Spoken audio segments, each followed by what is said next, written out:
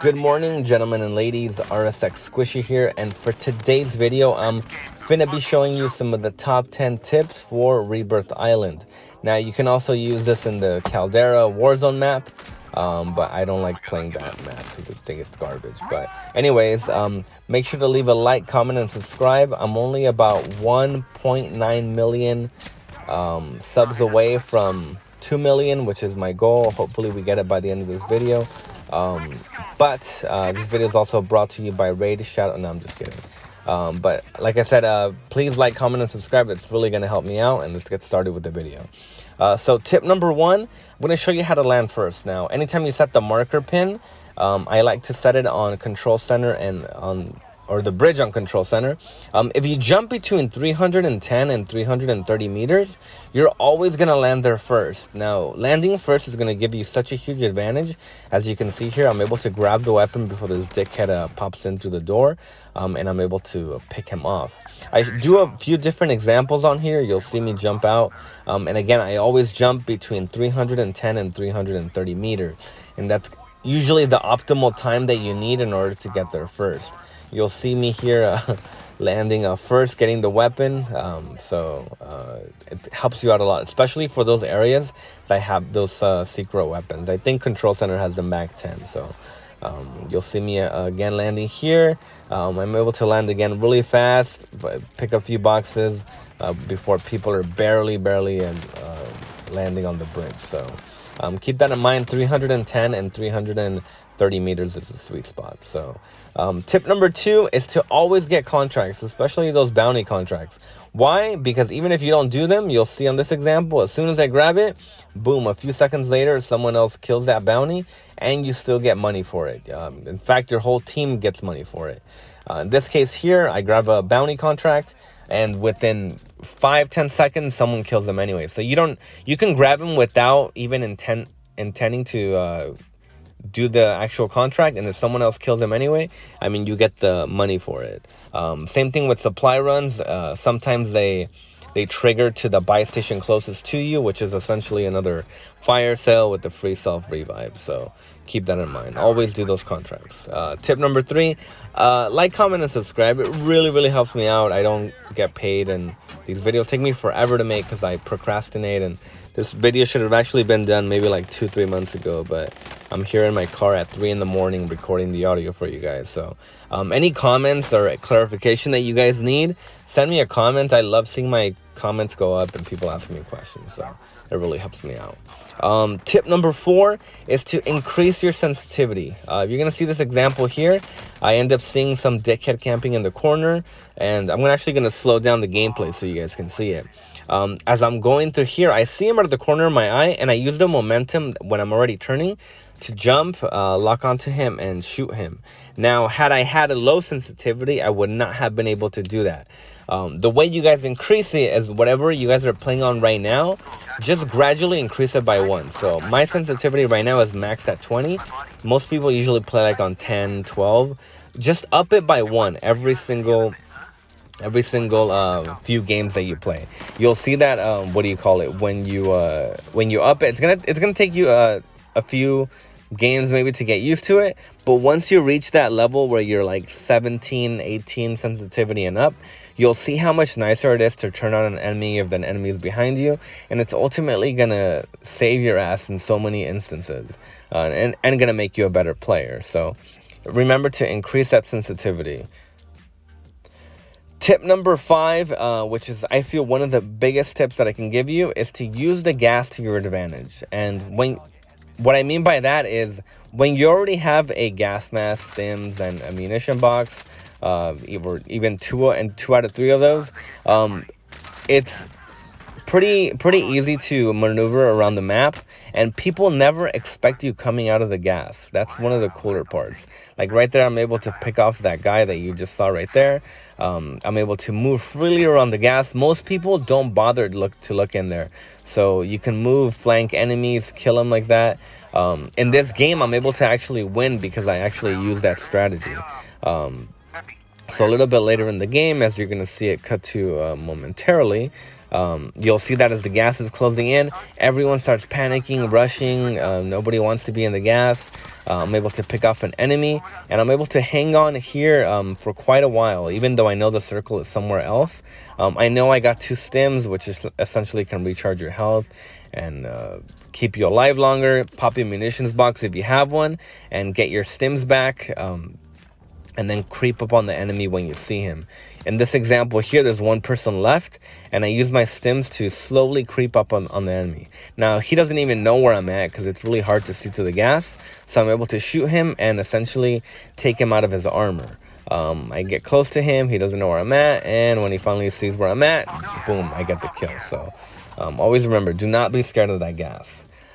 Tip number 6, which is another really helpful tip that's going to make you an instantly better player, is to get a back button attachment for your control if you're using your control. They usually cost 20 bucks online, but the benefit of this is that you're able to jump and swap your weapon without taking your right thumb off the thumbstick, which is the button that you use for aiming. What that does is anytime, if you don't have a back button attachment and you played, you'll see how hard it is to like do a jump shot like this, a bunny hop like this, where you're jumping, aiming at the enemy. Again, it's only going to help you out, and it makes it so much easier. I don't know why all the new controllers don't already come with the built-in back button attachment, but in this case right here, you'll see as I shoot an enemy and I down him, I'm able to swap weapons and jump while keeping my aim right where I want it to, which I can do because I have a back button attachment. Had I not had one, I wouldn't have been able to do that and most likely would have died. So keep that in mind. Tip number 7 is be smart when you're calling in loadouts. Now, for this tip, what I mean is to don't just call your loadout in the middle of the street or anything. You'll notice on here that you can actually get loadouts when you put them on the roof, when you put them next to a wall. And the benefit of that is that anytime you pop your loadout, it has that obvious red smoke, and it attracts a lot of enemies. Some people like to snipe and camp waiting for people to get their loadout. In this part of the map where I'm at especially, people like shooting you from prison, so you can call your loadout right here and just grab it from the inside. Just look at the roof, and as long as I think within you're under 5 meters from it, you'll be able to grab it securely. Tip number 8 is if you don't have stims, gas mask, or anything, rotate wisely around the gas. This dickhead here ends up just pushing all randomly and ends up getting killed. I follow my strategy of rotating around the gas towards a less busy area, and I get another guy camping here. He was waiting. Had I gone through the middle like normal, he would have killed me. So another dickhead here gets killed. So I'm able to get 3 easy kills on there just because I follow that strategy. Same thing here. I see that it's getting close to the end of the circle with 3 people left. I'm here with my teammate, and I follow that strategy as getting as close as I can to the gas, but following it along the edge and not going straight down the middle. And also I watch for the gas, because a lot of enemies sometimes do like coming out of that gas randomly. So they do that strategy that I do, which is hang around and pop through the gas when you least expect it. So in this case here, I'm able to see the last enemy on the radar, and I have a really good gun, which by the way, I want to do a separate video on this loadout because it's really good. And I'm able to pick off this last guy. So always remember to rotate around the gas and don't just rush straight into it. Tip number 9 is anytime you pick up a weapon or open a box, you'll notice that there's a slight delay where you have to hold the square button. And that's usually a setting on here under use and reload behavior. Change that to contextual tap, and you'll see that all you do then is just tap it, and you're able to switch to the weapons and open boxes faster. And then you're able to reload by pressing the or holding the square button. Second tip is automatic sprint. If you have automatic tactical sprint on, I recommend removing that. Why? So many streamers for some reason always recommend that, but it gets you killed more. The time it takes for the weapon to come down from an automatic or from a tactical sprint can be the difference between you dying or not. So have regular automatic sprint on there, and trust me, you're gonna see your kills improve, and you're gonna see that you end up dying a lot less.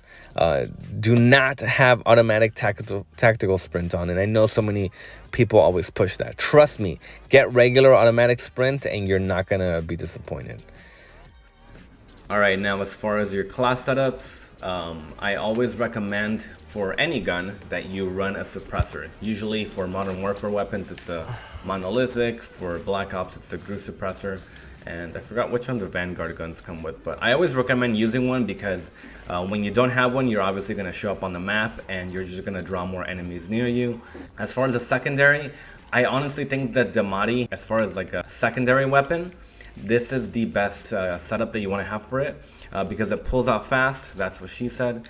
And it also kills really, really fast up close. I never recommend running overkill because essentially you can get different loadouts, multiple loadouts during the game, so it's a waste of a perk. So always run a suppressor, just to reiterate, with your primary weapon. Secondary weapon, in my opinion, you can run a Damati. Again, you could run this exact setup that I have right here, and it's really, really good. I'm actually going to make a video on it by itself.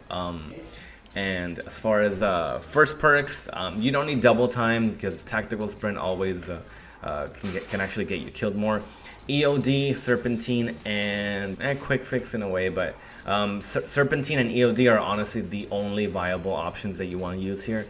As far as perk 2, only 2 viable options in my opinion is Restock and High Alert. People are gonna tell me, why don't you want to run Ghost? And that's because with Ghost, when a teammate of yours dies, people can actually see you on the map. I'm going to show an example right now of what that looks like. But especially to an experienced player, regardless of you having Ghost, cold-blooded, and everything, you're still going to show up on the mini-map anytime a teammate dies. So Ghost, in my opinion, becomes useless. High Alert has saved me so many freaking times.